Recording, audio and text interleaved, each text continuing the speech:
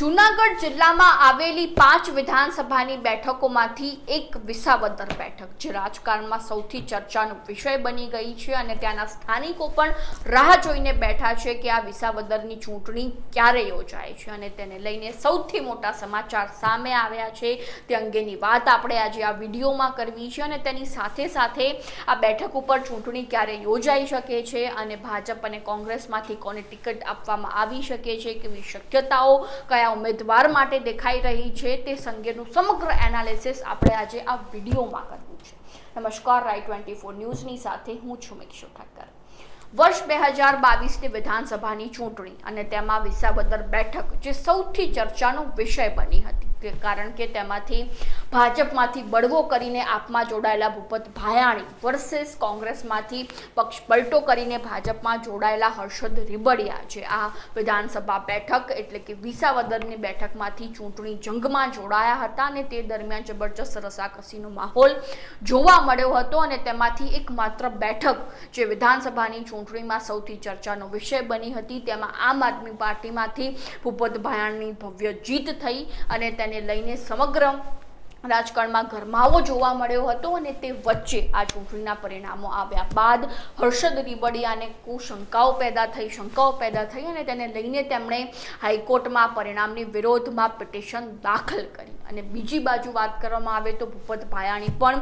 ધારાસભ્ય પદમાંથી 6 મહિના બાદ તેમણે રાજીનામું આપ્યું અને પક્ષ પલટો કરીને ભાજપમાં જોડાયા। હવે આ સમગ્ર બેઠક જે છે તે વિસાવદર બેઠક છેલ્લા 2 વર્ષથી ધારાસભ્ય વિનાની જોવા મળી રહી છે। સ્થાનિકો પણ સતત ચર્ચામાં જે છે તે સતત ચર્ચા કરી રહ્યા છે કે આમાં આ બેઠક ઉપર ચૂંટણી ક્યારે યોજાશે અને તે સમય દરમિયાન એટલે કે લોકસભા ચૂંટણી 2024 દરમિયાન પણ એવી ચર્ચાઓ ચાલી હતી કે હવે લોકસભા ચૂંટણીની સાથે સાથે વિસાવદરની પેટા ચૂંટણી પણ યોજાશે પરંતુ તે સમય દરમિયાન કાનૂની જંગને કારણે જે છે તે આ બેઠકમાં પેટા ચૂંટણી નહોતી યોજાઈ પરંતુ હવે તેને લઈને ખૂબ જ મોટા સમાચાર સામે આવ્યા છે જેમાં હર્ષદ રીબડિયા દ્વારા જે પરિણામની વિરોધમાં પિટિશન હાઈકોર્ટમાં દાખલ કરવામાં આવી હતી તે પિટિશન પાછી ખેંચવાની અરજી તેમના દ્વારા મૂકવામાં આવી છે એટલે કે આ બેઠકમાં જે પેટા ચૂંટણીને લઈને કાનૂની જંગ જોવા મળ્યો હતો હવે તે ક્યાંક ને ક્યાંક સમાપ્ત થઈ ચૂક્યો છે અને હવે વિસાવદરની પેટા ચૂંટણી યોજાવાનો માર્ગ પણ મોકળો થઈ ચૂક્યો છે અને તેને લઈને હાલમાં રાજકારણમાં અનેક ચર્ચાઓ ચાલી રહી છે કે હવે આ વિસાવદર બેઠક ક્યારે યોજાય છે અને આ બેઠક ઉપર ભાજપ અને કોંગ્રેસમાંથી કોને ટિકિટ આપવામાં આવે છે। હવે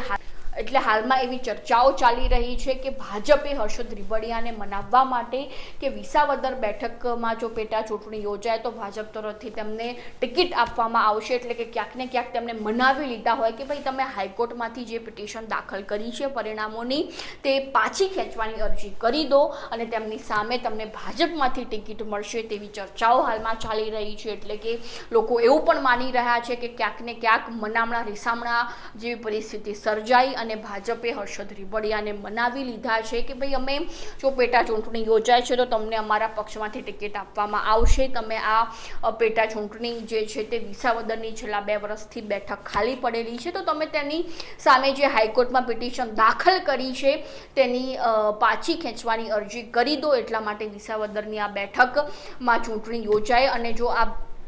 અરજી તમારા દ્વારા કરવામાં આવશે આ પિટિશન પાછી ખેંચવામાં આવશે તો તેની સામે અમે તમને ટિકિટ આપીશું। આ રીતની વાત હાલમાં રાજકારણમાં જોવા મળી રહી છે। રાજકીય વિશ્લેષકો કહી રહ્યા છે કે ક્યાંક ને ક્યાંક જે છે તે ભાજપે હર્ષદ રીબડિયાને મનાવવા માટે કરીને જે છે તે આ બેઠક પરથી ક્યાંક ને ક્યાંક તેમને ટિકિટ આ પેટા ચૂંટણીમાં આપી શકે તેવી શક્યતાઓ પણ દેખાઈ રહી છે પરંતુ તેની સામે ભૂપત ભાયાણી જે મજબૂત ચહેરો છે અને વિસાવદરમાં સૌથી પ્રસિદ્ધ નામ છે અને લોકમુખે તેમનું નામ પણ સતત ચર્ચાતું હોય છે। જ્યારે એકવાર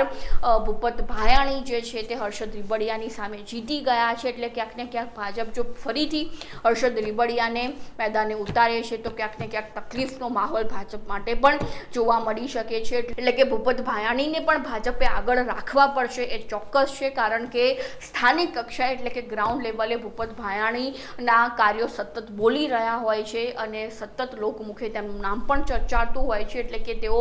ભાજપ જે છે તે ભૂપત ભાયાણીને નજરઅંદાજ ન કરી શકે, હર્ષદ રીબડિયાને પણ ન કરી શકે. એટલે કે હાલમાં ખૂબ જ રસાકસીનો માહોલ જોવા મળી રહ્યો છે કે વિસાવદર બેઠકમાં જો પેટા ચૂંટણી યોજાય તો હર્ષદ રીબડિયા અથવા તો ભૂપત ભાયાણીને ટિકિટ મળે છે કે કેમ. અને બીજી બાજુ એક સૌથી મોટો પ્રશ્ન પણ એ છે કે હાલમાં જે વિસાવદરની પેટા ચૂંટણી યોજવાનો માર્ગ મોકળો થઈ ચૂક્યો છે, તો હવે આ ચૂંટણી યોજાય તો યોજાય ક્યારે, જેમાં હાલમાં એવી ચર્ચાઓ ચાલી રહી છે, એવી શક્યતાઓ દેખાઈ રહી છે કે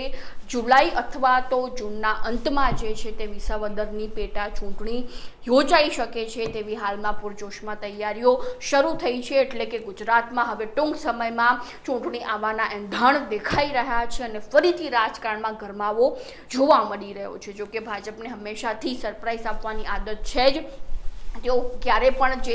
ચર્ચામાં રહેતું નામ હોય છે, જે ચર્ચાનો વિષય બની ગયો છે, તેની વિપરીત જે છે તેમના પરિણામો ભાજપ હાઈકમાન્ડ મૂકતું હોય છે. તો હવે જોઈ રહ્યું કે વિધાનસભાની આ જે વિસાવદરની જે ચૂંટણી છે, પેટા ચૂંટણી, એ ક્યારે યોજાય છે અને ભાજપ અને કોંગ્રેસમાંથી કોને ટિકિટ આપવામાં આવશે, રસાકસીનો કેવો જંગ જોવા મળશે, તે હાલ માટે ખૂબ જ મોટા પ્રશ્નો ઊભા થઈ ચૂક્યા છે. તો આવી જ નવી માહિતીને જાણવા માટે ફોલો કરતા રહો Light24 ન્યૂઝ ગુજરાત.